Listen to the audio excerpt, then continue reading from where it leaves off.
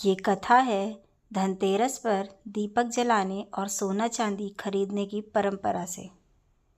एक समय की बात है, हेमा नामक राजा के पुत्र की कुंडली देखकर ज्योतिषियों ने भविष्यवाणी की कि शादी के ठीक चौथे दिन एक सर्प के काटने से उसकी मृत्यु हो जाएगी। जब शादी हुई तो उसकी नवविवाहित पत्नी को इस भविष्यवाणी का पता चला। मृत्यु के निर्धारित दिन पर उसने अपने पति को बचाने का संकल्प लिया। उसने शयन कक्ष के मुख्य द्वार पर ढेर सारे सोने चांदी के आभूषण और सिक्के जमा कर दिए। पत्नी ने पूरी रात अपने पति को जगाए रखा और उसे कहानी सुनाई और गीत गाए।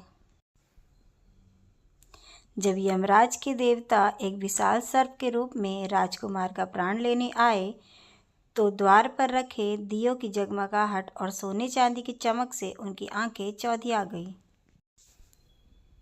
वे उस चकाचौंध के कारण कमरे के अंदर प्रवेश नहीं कर पाए और विवश होकर आभूषणों के ढेर पर बैठ गए। उन्होंने पूरी रात राजकुमार की पत्नी के गीत और कहानियां सुनी। सुबह होते ही यमराज बिना राजकुमार के प्राण लिए चुपचाप लौट गए। इस प्रकार पत्नी की चतुराई और दियों की रोशनी से उसके पति के जीवन की रक्षा हो सकी।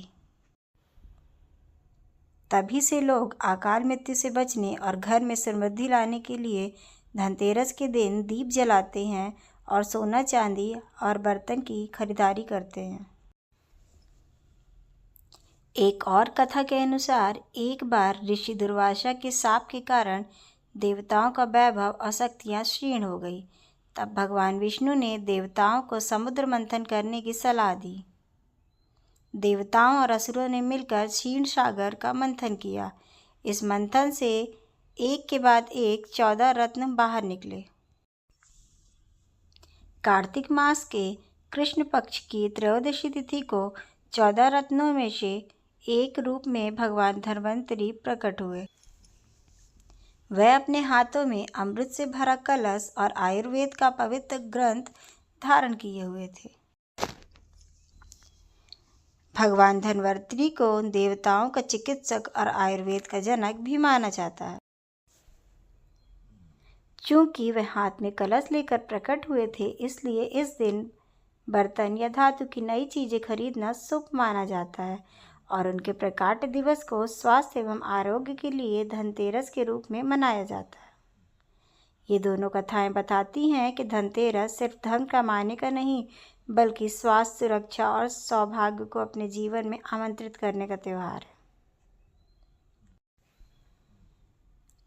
दोस्तों, तो ये हमारी धनतेरस की कहानी थी। और क्या आप जानते हैं कि धनतेरस के दिन और क्या क्या खरीदना शुभ माना जाता है? अगर हाँ, तो कमेंट बॉक्स में ज़रूर बताएं।